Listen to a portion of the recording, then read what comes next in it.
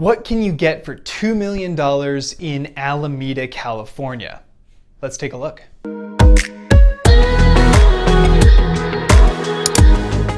Hey, welcome back to the channel. If you're here, you're looking for ways to succeed in the East Bay real estate market. That is what we talk about on this channel. My name is Struzyna with the Gunderman Group at Keller Luxury International, and you are here on video number 3 of my What the Money Bought series. I'll link to the other 2 that I've done previously, $1 million and $1.5 million in the city of Alameda, but today's video we're talking about the $2 million price point, what you get for it, and how much a house that buys you.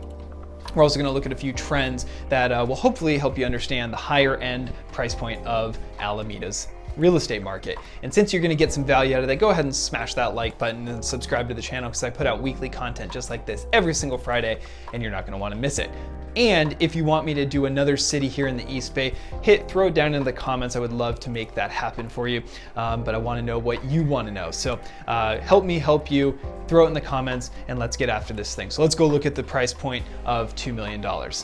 All right, so like I did in the other videos, I took the data from the $2 million price point and put it into the same style spreadsheet so we can check out what the differences are. Now, caveat on this, there are not as many properties that sell. There are 2 in 3 out of the 4 years that I've checked, and the highest was 5 that were right at that 2 million. So the data is more influenced by one property versus another. But you still see a couple of trends here, which I think are important to point out. Simply, the properties that sold at this price point took a lot longer to sell on average. But again, we had an outlier in 2020, and then we had one off market that went 0 days, so it didn't even hit the MLS technically, but it's showing up in the data for 2021.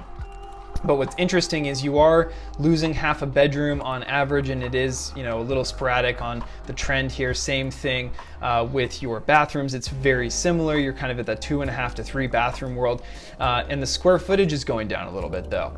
But it popped up during the 2019 and 2020, so there's not a whole lot we can tell based on just a couple of sales right at that price point. But what you can tell here is certainly the price per square foot trended upwards. It dropped pretty significantly, but we also had some pretty big houses sell in this 2019 and 2020 timeline. But one thing that is really fascinating is the pricing strategy. Like I've done in other videos, we'll look at this together. Pull it down, and now we want to look at that as a percent. Boom. All right, so the pricing strategy at this price point used to be very transparent. You can see 3%, 2%, in this case 11% over the listing price, but now we're at 143% overpriced, right? That non-transparent thing used to be very prevalent in the high end. People would list very close to or just below what they wanted to actually sell the house for. That is not the case anymore. Granted, this is 2 houses, but this is a trend that I'm seeing in the high end take hold. People are listing at 1.4, getting to $2 million. Now that's not every single house listed at 1.4, but this is very true here. And the other thing here in Alameda that is very fascinating is this situation here, which is back in 2018, 8 properties sold above $2 million out of 637. Today, so far in 2021, 25 properties have sold based on 505 units that have sold as of today, which is nearly 5%. So we have seen a climbing of price points here in the city of Alameda very consistently, and it is really an interesting trend to look at. So even though there's not quite as much data, meaning not as many houses sold right at that $2 million, and a few of those data points are skewed a little bit as a result, you can see the trend here.